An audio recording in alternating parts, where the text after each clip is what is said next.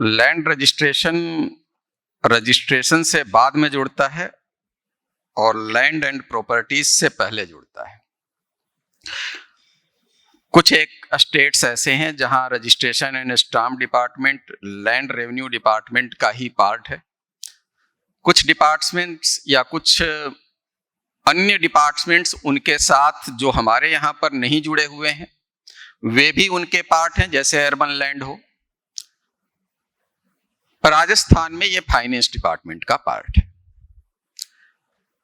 जिस समय किसी ने ये सोचा होगा कि जब पूरी धरती को हम न केवल माप लेंगे, उसे एक नंबर दे सकते हैं हर एक प्लॉट का, जिस समय जमाबंदी का, खसरा गिरदावरी का सिस्टम शुरू हुआ होगा, उसे आज एस्टेब्लिश हुए करीब 1000 साल हो गए। बहुत कम लोग ध्यान देते होंगे, या 1000 साल से भी ज्यादा हो गया।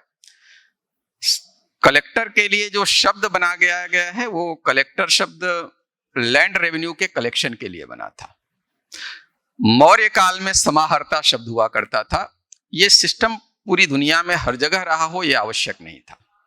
उसके बाद धीरे धीरे टोडरमल की व्यवस्था तक आते आते पूरी चीजों को एक खसरा नंबर दिया जाना और उन सारी चीजों को मैप किया जाना एक सुव्यवस्थित रणनीति का, सुव्यवस्थित योजना का हिस्सा बन गया। फिर जैसे ही जमीन कृषि भूमि से अलग चली जाती है, बिखर जाती है। और बिखर केवल ये भी नहीं जाती, बल्कि आपके पास भी आपके लैंड डॉक्यूमेंट का, अगर रजिस्टर्ड जो डॉक्यूमेंट है, आपका को उसके नंबर याद नहीं रह सकते, डेट भी शायद भूल जाएं। अगर वो किसी कारणवश खो जाए तो आपको रेफरेंस निकालने में, उन सारी चीजों की खोज करने में तमाम जटिलताओं का सामना करना पड़ेगा। और प्रश्न उठाते हैं कि क्या चीजें इतनी ही जटिल थी, क्या इनका समाधान संभव नहीं था? तो आज जो हम लोग रजिस्ट्रेशन एंड स्टाम्प्स डिपार्टमेंट के माध्यम से जिस रास्ते पर चल रहे हैं, कुछ चीजें जो इम्प्लीमेंट हो चुकी हैं और कुछ जो इम्प्लीमेंटेशन के प्रोसेस में है, उन सारी चीजों पर चर्चा करेंगे। नेक्स्ट।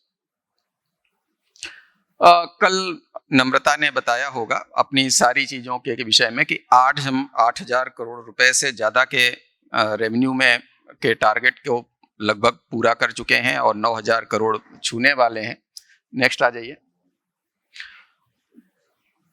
रजिस्ट्रेशन एंड स्टाम्प का एक प्रॉपर, जनरली क्या होता है, किसी भी विभाग के भीतर ठीक MIS बन गया, ठीक एनालिटिक्स का सिस्टम बन गया, तो आप पॉलिसी में ट्रांसलेट करने में और उसको टेक्नोलॉजिकल सपोर्ट देने में, दरअसल सर जो अखिल अरोड़ा सर कह रहे थे कि कई बार क्या होता है कि हमारे जो दो पहिए हैं, एक जो प्रशासनिक नीति है और दूसरा जो प्रौद्योगिकी की उसके साथ चलने वाली है, कई बार एक साथ नहीं चल पाती। अगर टेक्नोलॉजी ने ठीक सपोर्ट दिया और आपने म्यूटेशन को ऑनलाइन ऑटोमेटेड नहीं किया तो वो फिर टेक्नोलॉजी का सपोर्ट निरर्थक हो जाता है। प्रशासन में परिवर्तन किया, टेक्नोलॉजी को उसके हिसाब से अपग्रेड नहीं किया तो उसके अपने सपोर्ट में दिक्कत आती है। तो हम लोग रजिस्ट्रेशन एंड स्टैम्प की एक मैनेजमेंट का सिस्टम बना रहे हैं। कॉमर्शियल टैक्स का भी अपना बन रहा है, एक्साइज का अपना प्रक्रियाधीन है, सभी डिपार्टमेंट्स के पास होता है, लेकिन वो कितना एनालिटिक्स को बेहतर कर पाता है इस पर सोचने की जरूरत है। ऑटो डीड, इस पर आगे भी चर्चा हम लोग करेंगे। हम लोग अक्सर सभी विभागों में देखते हैं कि टेम्पलेट डाल देते हैं डीड। आखिर पंजीयन के यहां पर कोई भी व्यक्ति जाता है तो क्या करता है, और एक डीड को डिकोड करने की कोशिश करें कि डीड होती क्या है। अगर कोई डीड बनवाने जाते हैं तो 3 ही चीजों का जोड़ है।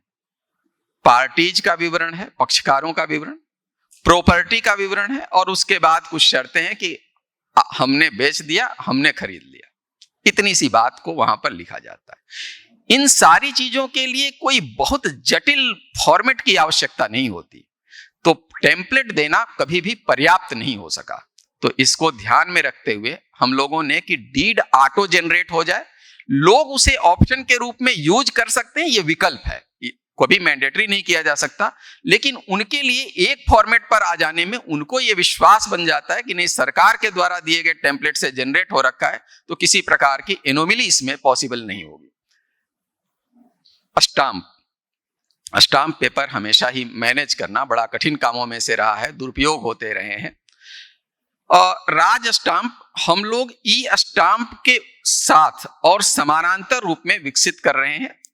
दरअसल ई ग्रास पर जो चीजें जमा होती हैं, जो राशि जमा होती है, उस पर को ब्रांडिंग करते हुए राज स्टाम्प आ रहा है। हर एक स्टाम्प पेपर एक फिजिकल स्टाम्प पेपर है, उसकी कुछ जो विशिष्टताएं हैं, जो लुक फील है, जिस पर विश्वास जमता है, वो भी साथ के साथ जनरेट कर रहे हैं। आधार का इंटीग्रेशन, एक दिन हम लोग अपने स्तर पर देख रहे थे कि जितनी भी जमीन की रजिस्ट्री होती है, उनमें से 75% लोग आधार का उपयोग अपने आप कर रहे हैं। तो यदि आधार को हमने वैलिडेट कर दिया तो बहुत सी चीजें सरल हो जाती हैं। क्यों हम किसी चीज में गवाह को बुलाते हैं? अगर आधार से ऑथेंटिकेटेड है, अगर कोई दिल्ली से आदमी खरीदने आता है तो एक गवाह को लेके आए, ये कोई औचित्य नहीं बनता। अगर उसे आधार से ऑथेंटिसिटी वेरिफिकेशन हो गया तो वो हम उन सारी चीजों को एलिमिनेट भी कर सकते हैं और गलत रूप में होने वाली रजिस्ट्री को रोक भी सकते हैं। और डीएलसी के रैशनलाइजेशन पर आगे और चर्चा करेंगे और परमानेंट प्रोफाइल पर भी। नेक्स्ट, मॉडल रजिस्ट्रेशन ऑफिसेस खोले जा रहे हैं। थर्ड पार्टी इंस्पेक्शन की एक नई व्यवस्था विकसित की जा रही है। डॉक्यूमेंट के डिजिटाइजेशन का नया प्रारूप विकसित किया जा रहा है। एनीवेयर रजिस्ट्रेशन में कुछ एक जो बाधाएं थी हमारी कि एक सब रजिस्ट्रार के एरिया का दूसरे सब रजिस्ट्रार के एरिया में आसानी से ट्रांजैक्शन संभव हो सके, इस पर आगे की तैयारियां क्या हैं उस पर चर्चा करेंगे। प्रॉपर्टी रजिस्ट्रेशन और स्टाम्प वेंडर और ऑफिसर्स के लिए केवल एक ही मोबाइल ऐप काम करे, और क्योंकि कंप्यूटर पर आना हमारा आधा ऑनलाइन सिस्टम है। जब तक कोई चीज मोबाइल पर नहीं आ गई तब तक समझिए कि बहुत सारी जटिलताओं की, बहुत सारी अनियमितताओं की संभावना बनी रहती है। मैं आज अपनी जमीन की रजिस्ट्री कराने जाता हूं, फोटो अलग से चिपकाता हूं, लेकिन अगर मोबाइल ऐप पर हूं तो लाभ यह है कि सीधे मैं फोटो वहीं से खींचकर अपलोड करता हूं तो जीआईएस अपने आप तय हो गया। तो जब तक हम मोबाइल ऐप पर नहीं लाएंगे, जब तक हम मौका निरीक्षक या साइट इंस्पेक्टर को मोबाइल पर नहीं लाएंगे, तब तक ये लाभ हमें कभी कंप्यूटर बेस्ड व्यवस्था पर नहीं मिल पाएंगे। ऑनलाइन डॉक्यूमेंट रिट्रीवल पर भी चर्चा करेंगे। Next, refund. ई रिफंड का तात्पर्य यह है कि जब आपके यहां कोई पैसा जमा करता है, यह पैसा उसका था, और यदि उसके पैसे का हमने उपयोग, उसने जिस भी समय उसे लगा कि हम उपयोग नहीं कर रहे हैं, जिस भी समय उसे लगा कि हम रजिस्ट्री के तहत इसका कोई आवश्यकता नहीं रही, रिफंड उसे इजी वे में मिल जाए। अगर ये व्यवस्था हमने सुनिश्चित की, वही रिसीट की व्यवस्था सबसे पॉपुलर होगी। तो इस पर हम लोग बातचीत करेंगे। अभी मैं देख रहा था, हरियाणा ने बड़ा अच्छा प्रयोग किया है। उन्होंने रजिस्ट्रेशन के लिए कि कोई आदमी अगर किसी को भी जमीन की आवश्यकता है, वो पब्लिक डोमेन में अपनी ओर से अपनी डिजायर शो कर दे और कोई भी खरीद ले। हम लोग इसको एक नए रास्ते पर लाने की कोशिश कर रहे थे। ई बाजार एक थर्ड पार्टी पोर्टल है जो राजस्थान सरकार द्वारा बनाया गया है। कोई व्यक्ति अपनी ओर से कोई जमीन बेचना चाहता है, निर्धारित शुल्क का प्रयोग करे, आधार से ऑथेंटिकेट करे और वहां पर अपनी प्रॉपर्टी रख दे। जिसको भी उस रेट पर या उसके माध्यम से वो बातचीत करके नेगोशिएट करके लेना चाहता है, वो अपनी ओर से डिजायर शो कर दे। जैसे ही जमीन रजिस्टर्ड हुई वो वहां से बाहर हो जाएगी, या 1 महीने का समय जैसे ही पूरा हुआ वो वहां से बाहर होगी, वो रिन्यू करा सकता है।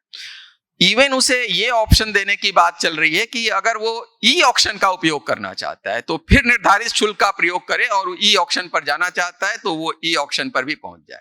इसके लिए बहुत सारे चेक्स एंड बैलेंसेज हमें विकसित करने पड़ेंगे, लेकिन आगे की भविष्य की एक रणनीति का यह हिस्सा बनने वाला है।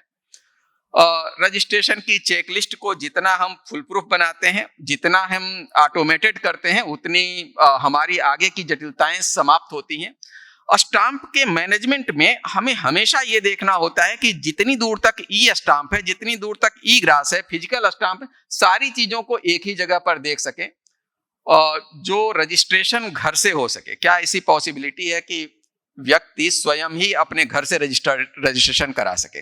यदि आधार को हमने मान लिया है कि एक ठीक सीमा तक वो ई केवाईसी के माध्यम से व्यक्ति का ऑथेंटिकेशन किया जा सकता है, तो कोई आवश्यकता नहीं कि वो रजिस्ट्री के ऑफिस तक आए। लेकिन रजिस्ट्रेशन के एक्ट में संशोधन के बिना ये संभव नहीं होगा। भारत सरकार को हमने प्रपोजल भेजा हुआ है, इस पर थोड़ा आगे और चर्चा करेंगे। नेक्स्ट, जो हमारी डीड है, बेसिकली डीड किस रूप में जनरेट होगी, शायद इस महीने के अंत तक हमारी ये प्रक्रिया चालू हो जाए। और लोगों ने अपनी फोटो अपलोड की है, बायोमेट्रिक से उनका अंगूठा अपने आप आ गया, साइन करने की आवश्यकता समाप्त हो गई। और उनके साथ हम सारी चीजों के डाटा को ऑटोमेटिकली जनरेट करके और प्रिंट निकाल लें। तो जैसे ही ये ऑप्शन हम लोगों को उपलब्ध कराएंगे, लोग जरूरी नहीं होगा कि किसी लॉ प्रोफेशनल की, डीड राइटर की अतिरिक्त सेवाएं लें। ये उसे एक ऑप्शन देगा। इवन जो डीड राइटर है बार बार एक टेम्पलेट को उपयोग करने में बारंबार समय लगा रहा है, वो तब भी फैसिलिटेटर के रूप में वहां हो सकता है। कोई पॉइंट एडिशनल जोड़ना चाहता है, किसी पॉइंट को घटाना चाहता है, उसे भी ये फ्लेक्सिबिलिटी हम लोग उपलब्ध कराएंगे। नेक्स्ट, जो पैसे आप जमा करते हैं, पैसे जमा करने की प्रक्रिया को थोड़ा आप नए सिरे से सोचने की जरूरत है। अगर कोई आदमी अपनी स्टाम्प की राशि जमा कराना चाहता है या किसी भी राशि को गवर्नमेंट में जमा कराना चाहता है, तो क्यों नहीं पेटीएम की तरह की व्यवस्था करें। और व्यवस्था में क्यूआर कोड जनरेट हो गया, कोई भी व्यक्ति उस पर जाए और फोटो खींचे और सीधे जमा कर दे। इन सारी चीजों की जो जटिलताएं हैं वो समाप्त हो सकती हैं। तो ई ग्रास का भी नया वर्जन इस महीने के अंत तक हम लोग लाने वाले हैं। नेक्स्ट आ जाइए। जो हम किसी भी सिस्टम को अगर उसके भीतर कंफर्ट न दें, मैं अगर कहीं पर ई ग्रास को देता हूं, ई स्टाम्प के लिए देता हूं, या तमाम जगहों पर जहां पर भी ट्रांजैक्शन हो रहे हैं उनका इंडिविजुअल डैशबोर्ड ना हो। यह डैशबोर्ड किनका किनका हो सकता है। इवन कोई प्रॉपर्टी डीलर है, कितनी रजिस्ट्री उसने कराई, कब कब कराई, सारे डॉक्यूमेंट उसको उसके पास मिल सके। किसी लॉ प्रोफेशनल ने कराए हैं, डीड राइटर ने कितने कराए हैं वो भी सामने दिख सके। तो पूरा वो हमारे स्टेक होल्डर हैं, डेवलपमेंट पार्टनर हैं, वो पूरी प्रोसेस के पार्टनर हैं। तो वो लोग भी कहीं पर अपने सारे डॉक्यूमेंट को देख सके, ये व्यवस्था हम लोग सुनिश्चित करने जा रहे हैं। नेक्स्ट, ई केवाईसी का तरीका क्या होगा। तरीका यही होना चाहिए कि कोई व्यक्ति अपनी ओर से ई केवाईसी किया, कहीं बैठा हुआ है, अपने घर पर बैठा हुआ है, टेलीप्रॉम्प्टर पर क्या क्या प्रश्न पूछे जाने हैं सामने दिख रहा है, उस पर उसने क्लिक किया, उससे जो प्रश्न पूछे जा रहे हैं उसकी वीडियो रिकॉर्डिंग की और सीधे हमने रजिस्ट्री के पोर्टल तक ला दिया। तो जो रजिस्ट्री उसने अपने फॉर्मेट को भर रखा है उसे आने की जरूरत न रह जाए। इस व्यवस्था का प्रारूप यह होगा। नेक्स्ट, पंजीयन का जो मेटा डाटा होता है वो इजीली अवेलेबल होना चाहिए। भीतर क्या कथा लिखी हुई है ये दूसरी बात है। तो जो भी मेटा डाटा है फोटो के साथ वो इजीली उसे रजिस्ट्रेशन के सर्टिफिकेट की तरह दिख सके, ये हम लोग अपने सर्च की व्यवस्था में सुनिश्चित करने जा रहे हैं। डीएलसी पर अभी कलेक्टर्स, हम लोगों के यहाँ डीएलसी रेट कहलाती है, किसी जगह पर मार्केट प्राइस कहलाती है, किसी जगह पर सर्किल रेट कहलाता है, किसी जगह पर कलेक्टर्स प्राइस कहलाती है। अभी मैं पंजाब का भी देख रहा था, बहुत अच्छा वो प्रेजेंटेशन भी दे रहे थे कि कैसे इसे मार्केट रेट जो वास्तविक रेट है उसके आसपास लाया जाए।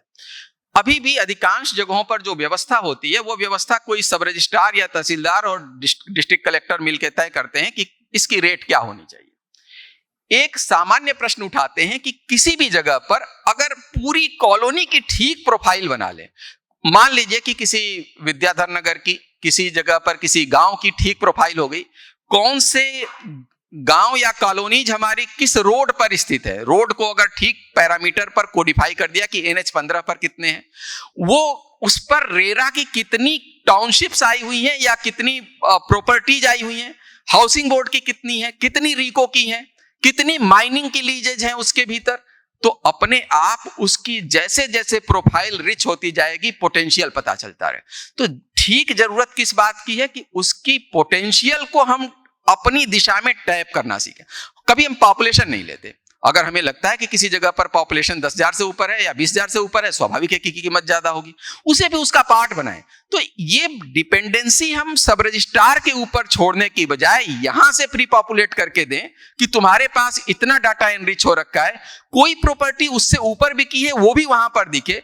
अलग अलग प्रकार के कैडेस्ट्रल मैप्स हैं, गूगल मैप है, राजधरा पर पड़ी हुई है, हर मैप की अपनी वैल्यू है। हम ये सोच लेते हैं कि अगर डिजिटल जो मैप है वही पर्याप्त है, नहीं। अगर कहीं पर ऐसा लगता है कि गूगल से हीट मैप जनरेट हो सकता है, जहां पर बारंबार ज्यादा रजिस्ट्री हो रही है, जहां पर ऐसा लगता है कि व्हीकल मूवमेंट बढ़ रहा है, जहां पर 5 सालों के भीतर सर्वाधिक कंस्ट्रक्शन हुआ है, ऐसी चीजों के हीट मैप को वहां पर जोड़ दिया। अगर किसी हाउसिंग बोर्ड ने अपना लेआउट बनाया हुआ है या रिको ने अपना लेआउट बनाया हुआ, हर एक मैप को एक ही प्रॉपर्टी पर, एक ही प्रोफाइल पर लाने की हम लोग कवायद जोड़ रहे थे। और जैसे जैसे ये डिफरेंट मैप्स इंटीग्रेट होते जाएंगे, जीआईएस की लेयर की तरह दिखती चली जाएगी। आप जिसका उपयोग करना चाहें, वो व्यक्ति जब उपयोग करना चाहे उन सारी चीजों को देख सके। तो जिस दिन ये विलेज और कॉलोनी की प्रोफाइल ठीक दिशा में चली गई, एक पावरफुल टूल होगी जो कि सभी लोगों के लिए व्यवस्थित रूप में बताएगी। जैसे जमीन का कन्वर्जन हुआ, पता बताने लगेगा कि अब यहां पर इतनी जमीन इंडस्ट्रियल रूप में कन्वर्ट हो गई, रेजिडेंशियल रूप में कन्वर्ट हो गई, इतनी जमीन कॉमर्शियल रूप में कन्वर्ट हो गई, तो अपने आप पोटेंशियल पता चलने लगेगा। इवन हम कॉलोनीज में कितनी बिक्री हुई या विलेज में कितनी बिक्री हुई, उससे इलास्टिसिटी निकाल सकते हैं कि कहां बिक्री ज्यादा हो रही। तो उन सारी संभावनाओं को हम अपने स्तर पर देखें और यहां की टीम मॉनिटर करके उनको बताए कि अब ये चैलेंज आपके पास पोटेंशियल है, इसकी रेट क्या होनी चाहिए, आप देखिए। नेक्स्ट, अब जो किसी चीज को रिट्रीव करने के क्या तरीके होने चाहिए। जनरली रजिस्ट्री नंबर से हम सर्च करते हैं, लेकिन क्या रजिस्ट्री नंबर किसी को याद रहता है?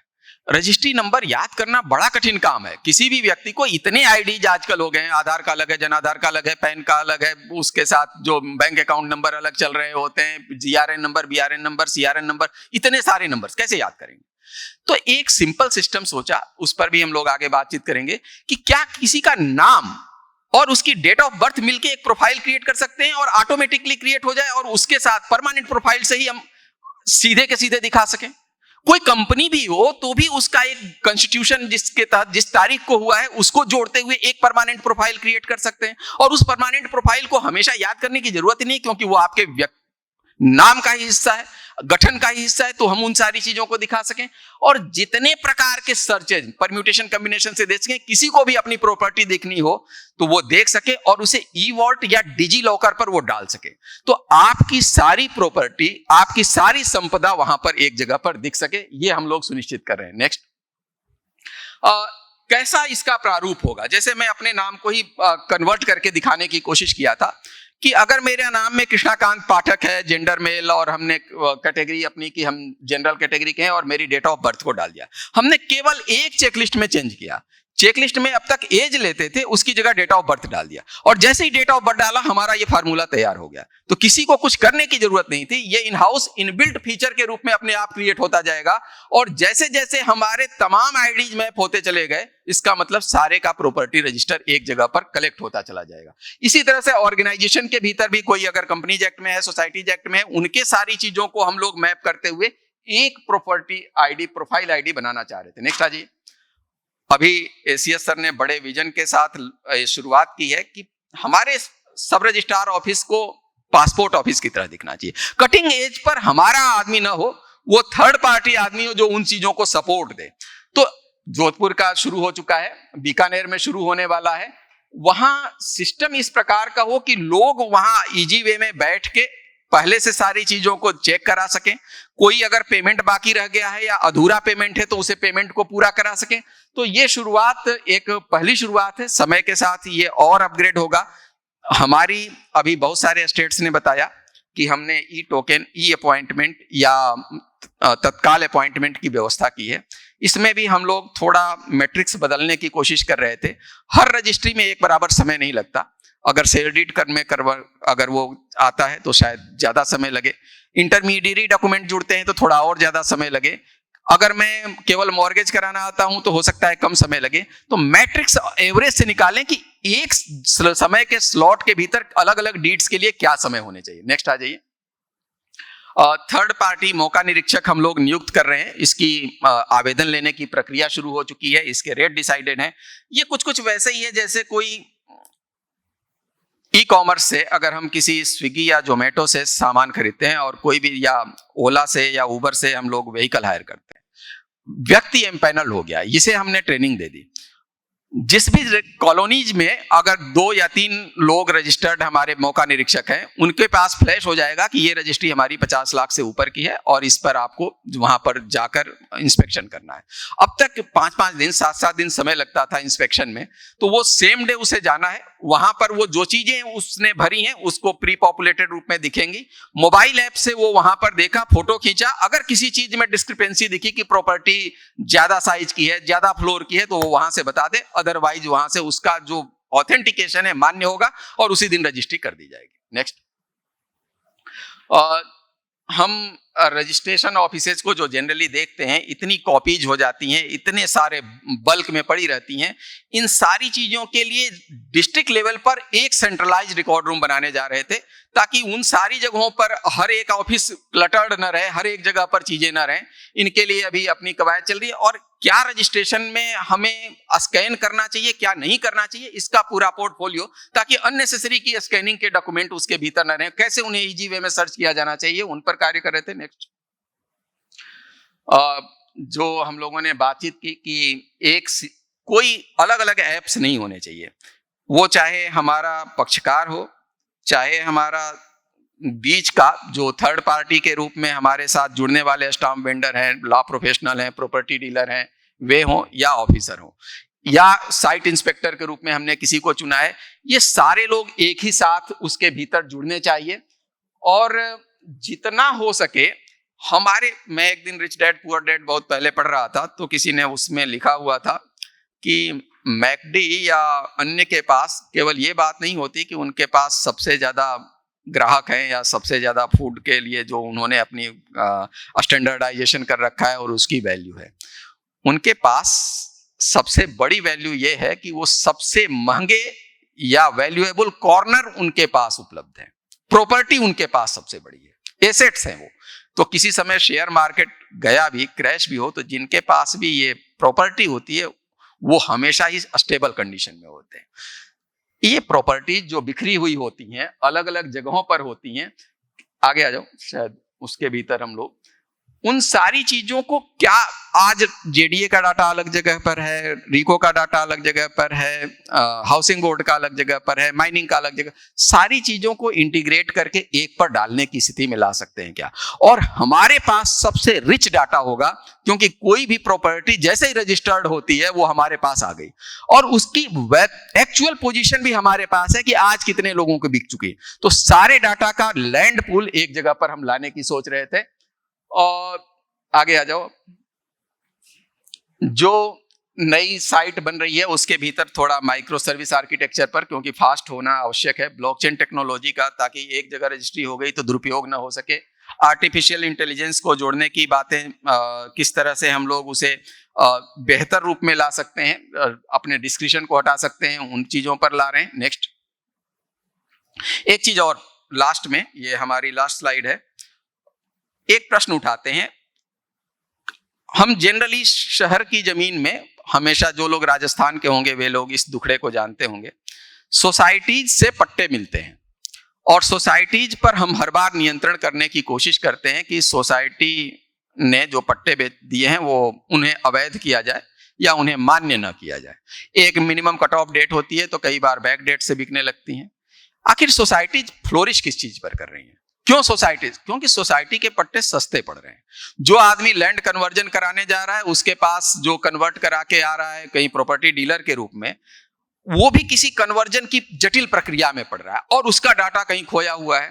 तो बेसिकली एक बार समझने की कोशिश करें कि क्या एक जमीन, जब खेती की जमीन थी, उसकी ही तो प्लॉटिंग की उसने, और जितना किसी जगह के लिए अगर 70-30 का रेशियो रखते हैं कि 70% तक ही आप प्लॉटिंग कर सकते हैं, 30% आप फैसिलिटी में छोड़ेंगे, तो 30% जैसे ही प्लॉटिंग अगर उसके भीतर उससे ज्यादा की आप रोक दीजिए, और हर एक प्लॉट की साइज उसी पर। तो ये फैसिलिटी किसको देनी है? ये प्लानिंग की फैसिलिटी उन लोगों को देनी है जो डेवलपर है, जो लोग इसकी पहले से जमीन को कन्वर्ट करा के बेचने की कोशिश कर रहे हैं। जैसे ही ये फैसिलिटी आपने क्रिएट की कि किस जगह पर कितनी चौड़ाई के, कितनी लंबाई की, उसकी चारों सीमा आपने तय कर दी, कितना सेटबैक तय होगा, अपने आप कैलकुलेट हो जाए। नेक्स्ट आ जाइए। उसके साथ फैसिलिटी में भी सड़क में कितना जा रहा है, क्योंकि सड़क सबसे बड़ी आवश्यकता है। कितनी चौड़ी सड़क आपने रखी है? मैप को कभी कंप्यूटर नहीं पढ़ेगा, हम जनरली ब्लूप्रिंट लेते हैं, कभी हम पढ़ ही नहीं पाते। कितने फ्लोर्स क्रिएट कर रहे हैं, ये सारी चीजें आपने भर दी। इसका मतलब कि आपके पास सारा डाटाबेस वहां से क्रिएट होके आ गया, और जैसे ये क्रिएशन हुआ, ये फैसिलिटी आपने दी, वो जमीन रजिस्ट्री के लिए आती है, वहीं से फेच हो गई। तो ये एक ऐसी व्यवस्था होगी कि सेल्फ डिक्लेरेशन पर हो, और लोग अपनी ओर से चीजों को जहां कन्वर्ट करा के अगर आगे बढ़ना चाहते हैं उनके लिए इजी हो, और सेल्फ डिक्लेरेशन पर ही कन्वर्जन की ओर जा सकें। तो एक ऐसी व्यवस्था के लिए जो ऑटोमेटेड टूल है, वो भी हम अपनी प्रॉपर्टी रजिस्टर पर डालना चाह रहे थे।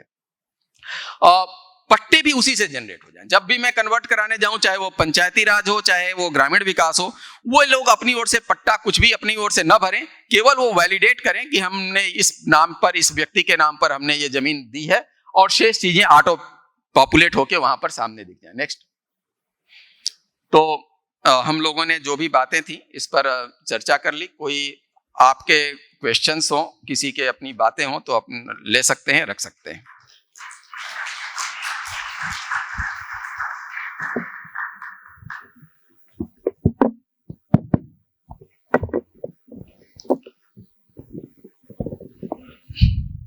सर मैं तो बहुत बहुत बधाई देना चाहता हूँ राजस्थान सरकार को कि ऐसा विजन सोचा जा रहा है।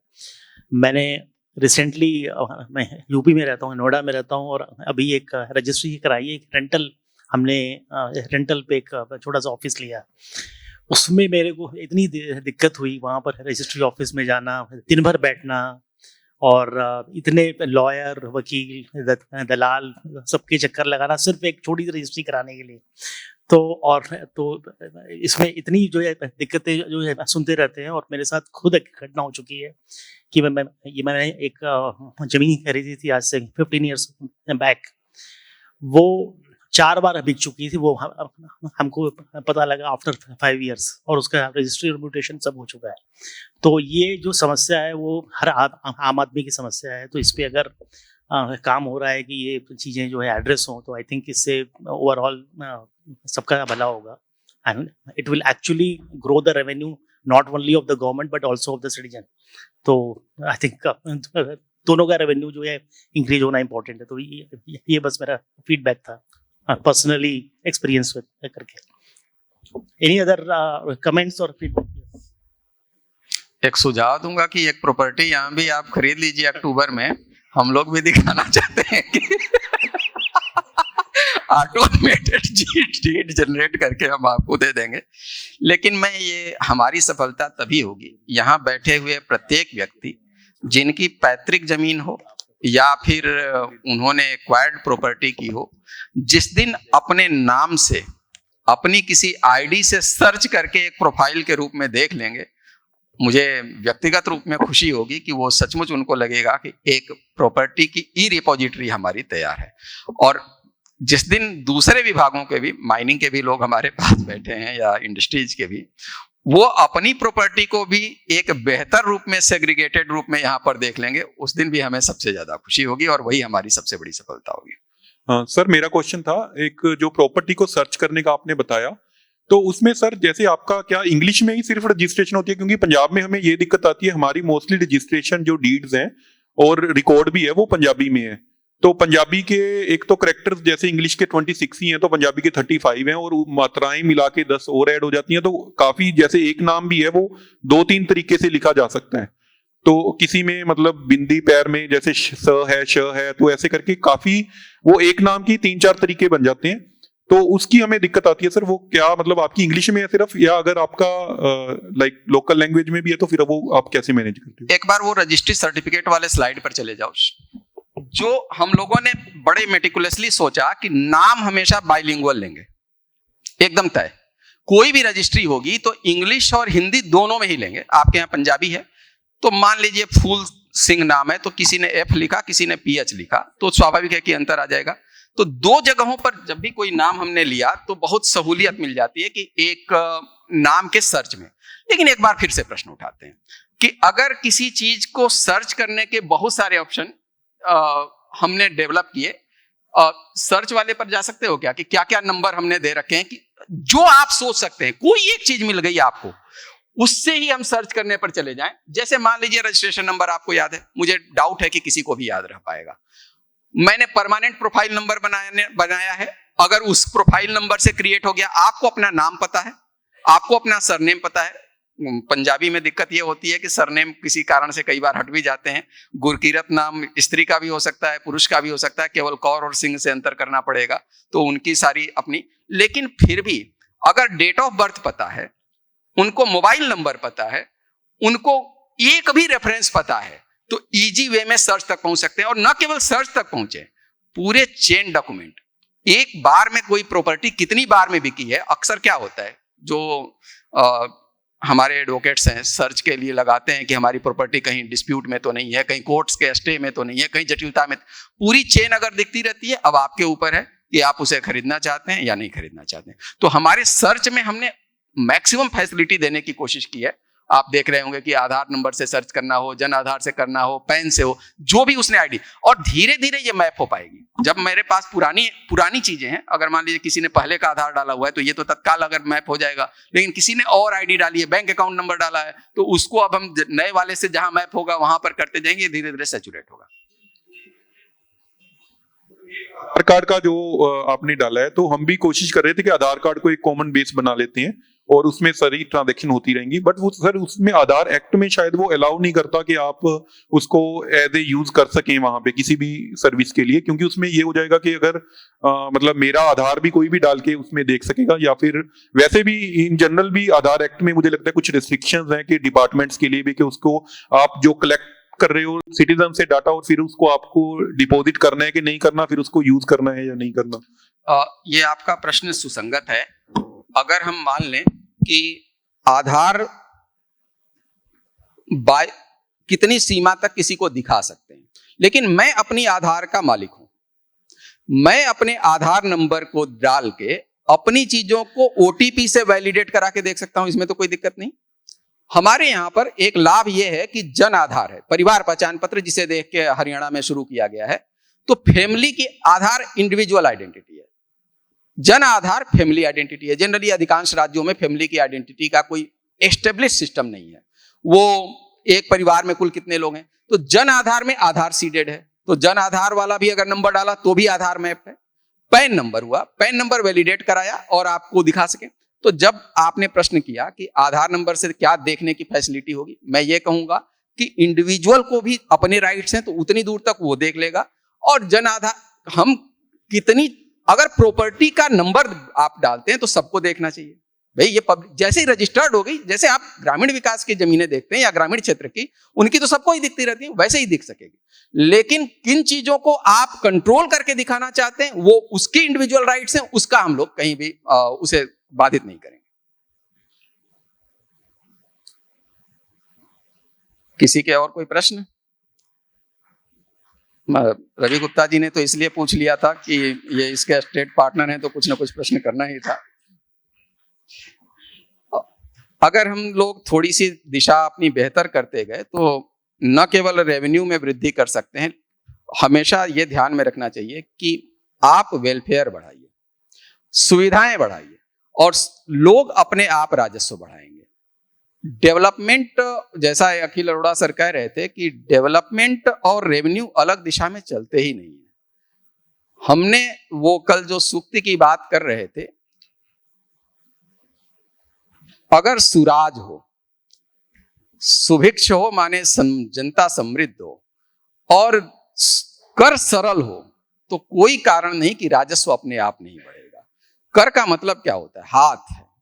किसी ने बड़ा सोच के नाम रखा था, राज के भी हाथ हैं, वो दूसरे के भी हाथ है। जनता के हाथ या जो आपके प्रजा है या जो लोक है उसका हाथ और राज का हाथ एक साथ हैंड होल्डिंग करे, तब समझिए कि आपकी कर प्रणाली सुसंगत है। हमारी शुभकामनाएं।